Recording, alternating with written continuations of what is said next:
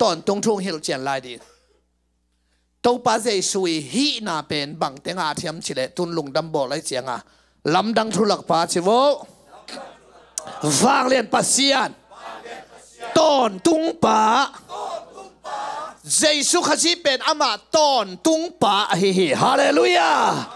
tua hanga Hebrean som na thuma neu ta Giêsu khasi pen chiwo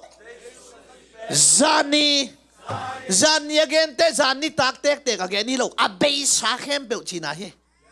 zani tu ni aton tungin ki khel ngei lo hi Giêsu ki khel lo achi te amel hi lo nanga di nga tuak pa kia nga asi avakena hot kian na onga sak pen ton tung ama khat again nom na hi